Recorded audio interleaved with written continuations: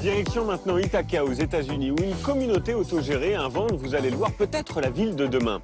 250 habitants, 90 maisons, 15 appartements répartis sur un grand territoire et un mode de fonctionnement basé sur le partage et la solidarité. C'est un peu l'envers du rêve américain individualiste. Alors comment fonctionne cet immense colloque et est-ce un modèle à suivre, y compris ici en France? C'est une immersion signée Édouard Bailly.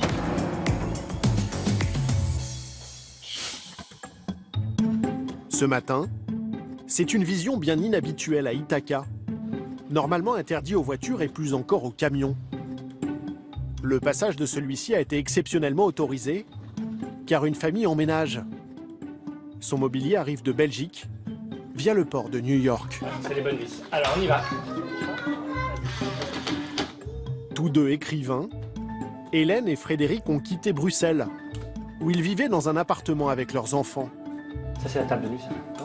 Ah, c'est la table de nuit, d'accord. Aux États-Unis, ils vont continuer à écrire des livres, mais comptent aussi trouver un vivre ensemble plus harmonieux. Et ici, ils sont bien tombés. Ceux qui les accueillis? Non. Quand on est arrivé, il y avait des ballons comme ça. Oups. La veille, leur voisine a décoré leur intérieur et rempli leur frigo. Ah si, non, il y a plein de choses. Donc, elle nous a laissé tout un sac de haricots, des concombres, un poivron, des yaourts pour les enfants, des pâtes, plein de Voilà, ça c'est les petites cartes qu'il y avait à l'arrivée. Bienvenue, cher voisin. J'espère que tu aimes ta nouvelle maison. À bientôt, Valérie. Nous sommes très contents que tu es venue. Là, c'est Valérie, une personne qui habite un peu plus loin et qui avait fait ça pour Raphaël spécialement. Générosité et convivialité en guise de mode de vie, mais aussi sérénité. À Ithaca, les résidents sortent sans même fermer la porte, car ici, il n'y a jamais de cambriolage. Ouais. Hey Marc. Bienvenue, je m'appelle Marc, ça va? Vous êtes bien installés? Oui, presque. Qu'est-ce qui va changer pour eux maintenant? Leurs enfants vont se faire plein de nouveaux amis et ils pourront les laisser s'amuser sans risque, car ils seront forcément quelque part dans l'éco-village. Et il y aura toujours quelqu'un pour veiller sur eux. Un village où vos voisins remplissent votre frigo et surveillent gratuitement votre maison, vos enfants. Cela existe. À 400 km au nord-ouest de New York, bien loin du modèle de la classe moyenne américaine, bienvenue à Ithaca. Ce village écologique tente d'inventer un autre mode de vie, moins polluant, moins énergivore, moins individualiste. 250 habitants, d'une dizaine de nationalités vivent dans 3 quartiers, au nom très peace and love. Grenouilles, chansons et arbres. Derrière ce folklore hippie, cet éco-village est devenu une référence mondiale du développement durable et des énergies renouvelables. Ici, pas de building en béton, mais des maisons en bois, à la pointe de la technologie verte.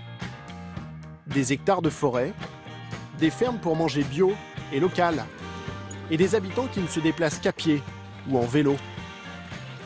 Leur ambition, réduire leur impact sur l'environnement à son plus strict minimum. Pari fou de quelques écolos au départ, Ithaca a depuis attiré ingénieurs, profs, étudiants, retraités. Dans notre monde à court de ressources et toujours plus pollué, cet éco-village est-il l'avenir de l'humanité? Et ses habitants ont-ils trouvé le moyen de vivre heureux, tout en respectant l'environnement?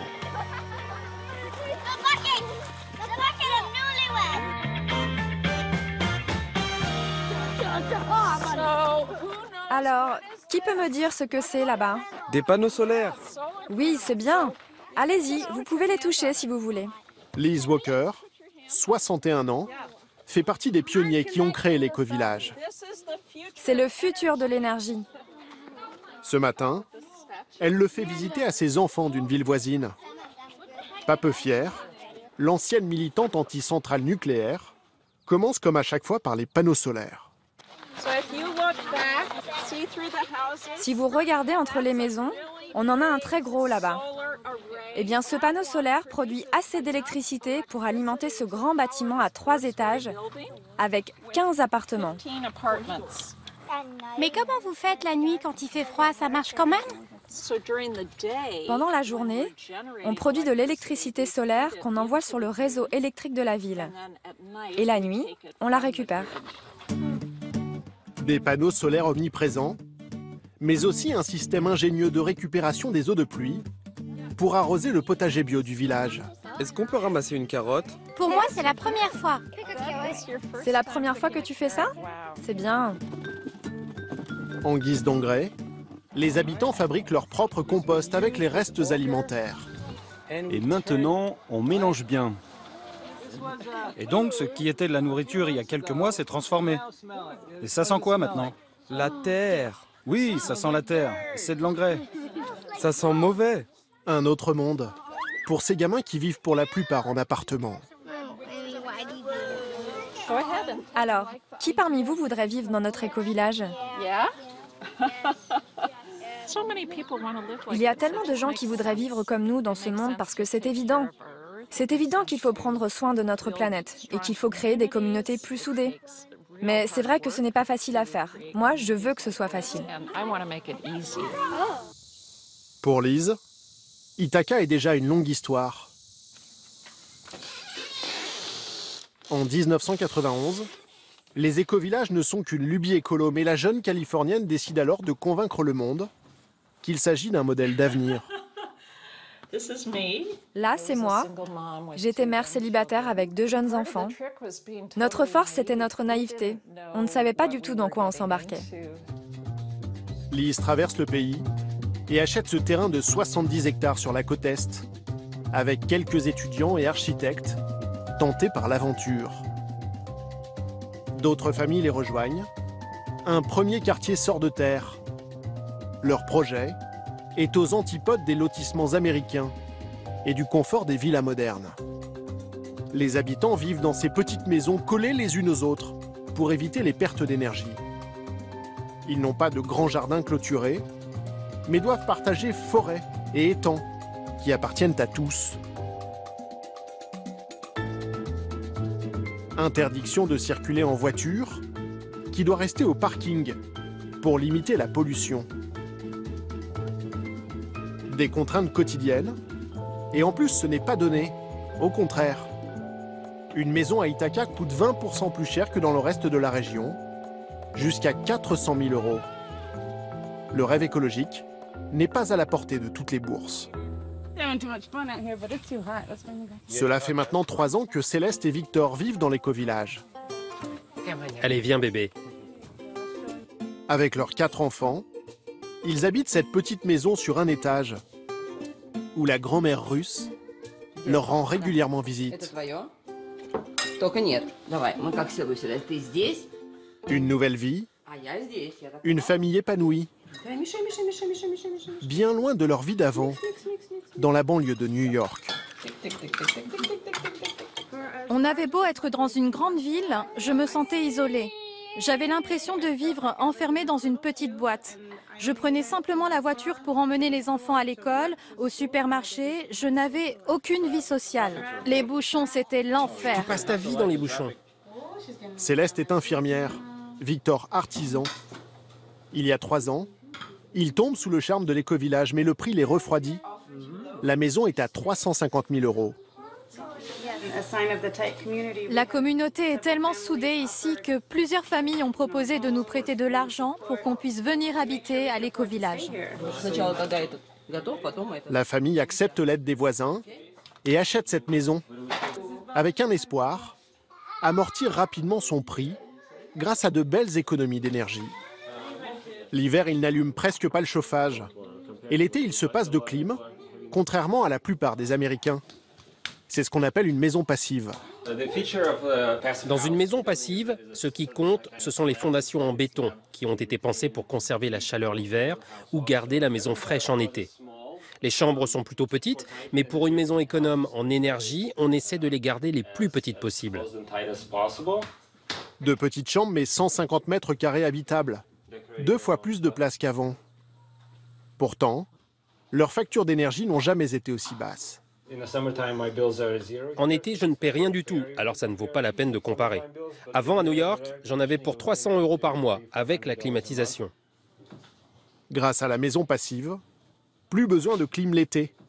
Et en hiver, En janvier 2014, je payais 222 € pour le gaz et 87 pour l'électricité, donc environ 300 € par mois.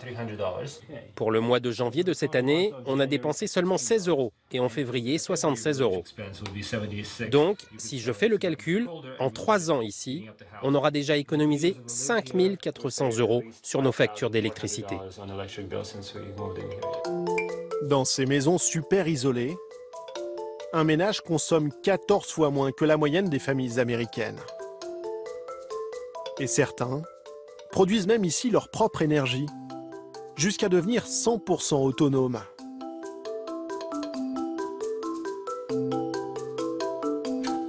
Facture mensuelle d'électricité de Ray, 0 €, grâce à 18 panneaux photovoltaïques et 2 chauffe-eau solaires, en plus d'une isolation hors pair.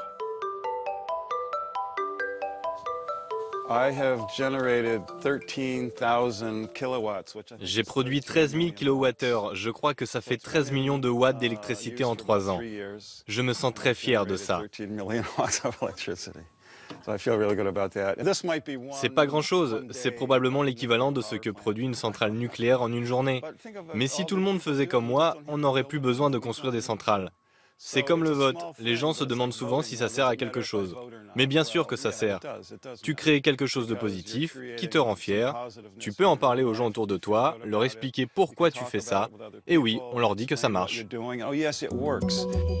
Faire passer un message, exporter leur modèle. C'est aussi ça l'objectif des habitants de l'éco-village, qui pensent avoir trouvé le juste équilibre entre qualité de vie et exploitation des ressources de la planète. Céleste ne va quasiment plus jamais faire ses courses au supermarché. Pour nourrir sa famille, elle n'a qu'une centaine de mètres à parcourir. Dans la ferme bio, elle ne passe pas en caisse, mais paye une cotisation annuelle de 600 €. Bonjour.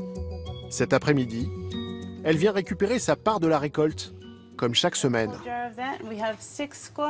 Alors, on a droit à des courgettes, un grand bol de salade, une barquette de tomates cerises et dans un grand seau, tout un assortiment de légumes. On va se prendre 6 belles courgettes. 4 kilos de fruits et légumes au total, pour seulement 15 € par semaine. Beaucoup moins cher que dans n'importe quel magasin bio. Je pense que ça m'aurait coûté entre 50 et 80 €, peut-être même 100 €. Par exemple, les herbes aromatiques. Les magasins t'en vendent toujours un gros bouquet. Ici, on ne prend que ce dont on a besoin. Et du coup, c'est moins cher pour tout le monde. Et avant de partir, cerise sur le gâteau. Là, c'est ma partie préférée. Tout ça, c'est gratuit. Quand les gens ont pris leur part et qu'ils savent qu'ils ne vont pas pouvoir tout manger, alors ils laissent ce dont ils n'ont pas besoin aux autres. Tu peux te servir autant que tu veux en plus dans ton panier. De la nourriture gratuite et plus de passage en caisse. Difficile de concurrencer la ferme de l'éco-village. Sans parler des économies d'essence et de temps. Avant, la famille passait en moyenne 3 heures par semaine à faire ses courses. Aujourd'hui, elle peut même cueillir des fleurs des champs, incluses dans la cotisation annuelle.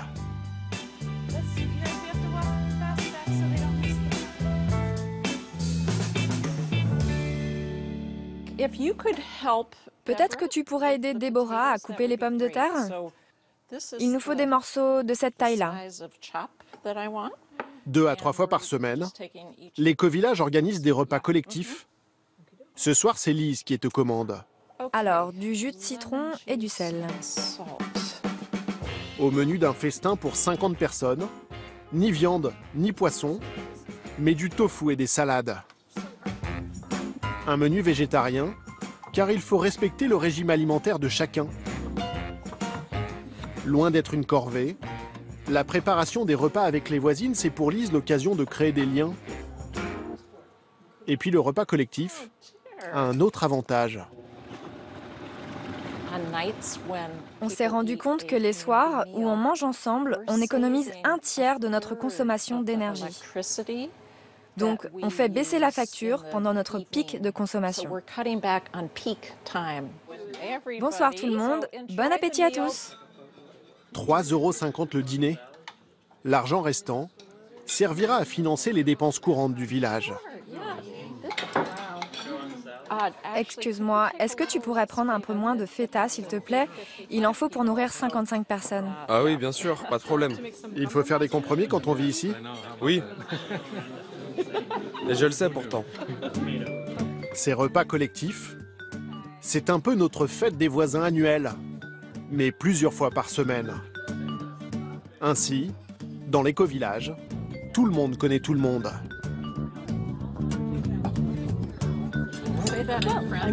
Ça permet de rencontrer ceux qui viennent juste d'emménager. Je ne le sais pas encore, mais peut-être qu'elle deviendra ma meilleure amie. Qui sait?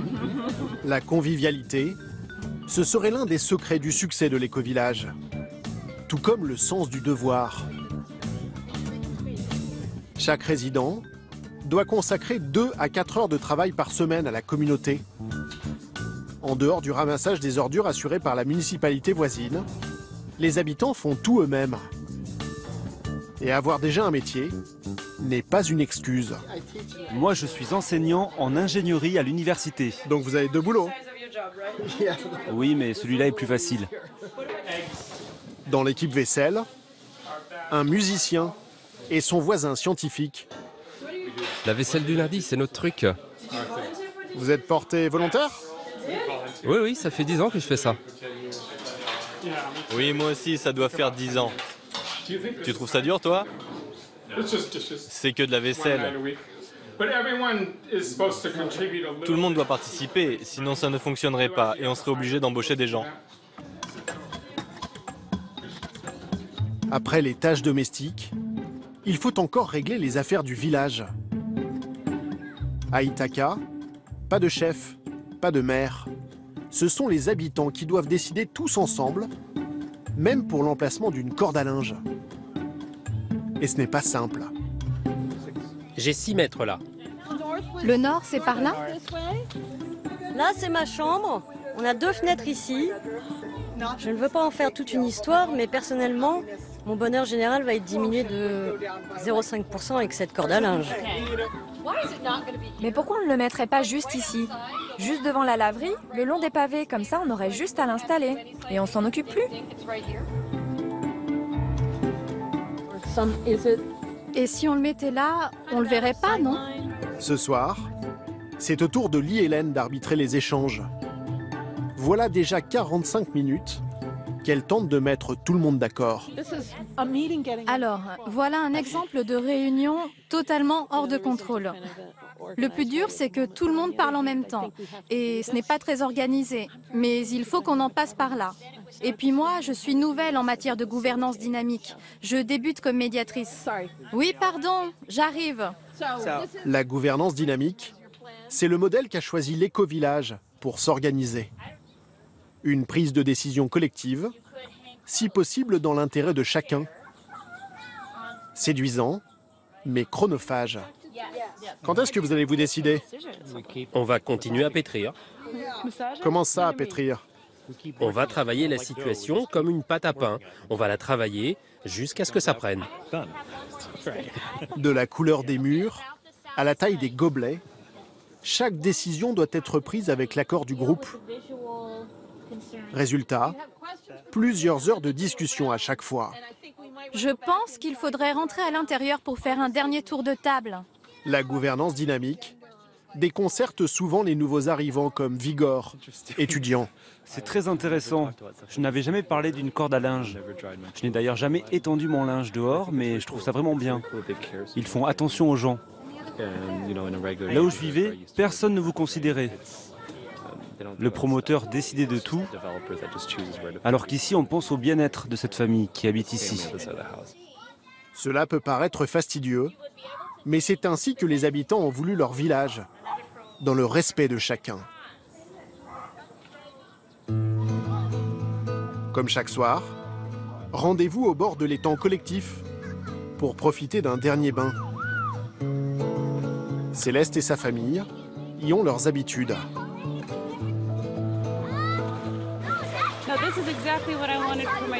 C'est exactement ce que je voulais pour mes enfants, qu'ils soient entourés d'autres gamins comme eux, avec qui ils vont grandir. Aujourd'hui, leur vie, c'est ça, se baigner ici après le dîner. Ça valait vraiment le coup de payer pour tout ça. À Ithaca, les habitants pensent avoir trouvé l'équilibre et ont récemment décidé tous ensemble de ne plus s'agrandir. Reste à chercher le bonheur parmi les quelques 600 écovillages recensés aux États-Unis ou parmi la quarantaine d'écoquartiers que compte la France.